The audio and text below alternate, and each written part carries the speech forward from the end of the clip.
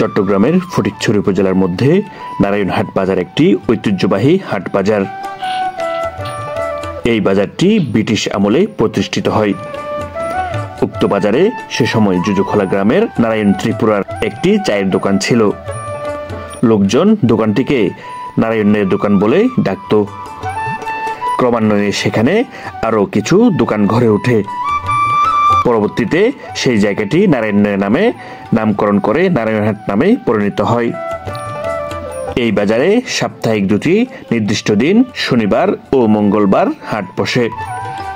এটি শুধু একটি বাণিজ্যিক কেন্দ্রই নয়, বরং স্থানীয় মানুষের সাপ্তাহিক মিলন মেলার একটি গুরুত্বপূর্ণ স্থানও বটে। এটি ফটিকছড়ি উপজেলার অন্যতম একটি ঐতিহ্যবাহী বাজার, যা স্থানীয় অর্থনীতি ও সামাজিক জীবনে গুরুত্বপূর্ণ ভূমিকা রাখে। প্রতি বাজারে আশেপাশের গ্রামের মানুষেরা কৃষি পণ্য সহ নিত্য প্রয়োজনীয় দ্রব্য সামগ্রী ক্রয় বিক্রয়ের জন্য নিয়ে আসেন।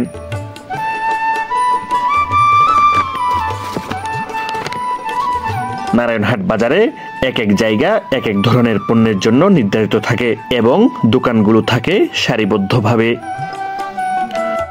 হাটের একাংশে থাকে কাঁচা বাজার। এখানে শাকসবজি, পান সুপারি ইত্যাদি পাওয়া যায়। এর পাশেই বিভিন্ন রকমের মাছের বিশাল শেড রয়েছে। সেখানে আপনি পেয়ে যাবেন সাগরের বিভিন্ন জাতের মাছের পাশাপাশি প্রজেক্টে চাষ করা বিভিন্ন রকমের মাছ। আর তাই আশেপাশের গ্রামের মানুষেরা মাছ, কাঁচা বাজার সহ প্রয়োজনীয় জিনিসপত্র কেনার জন্য দলে দলে আসতে থাকেন এই নারায়ণহাট বাজারে। বেচা কেনাও হয় প্রচুর।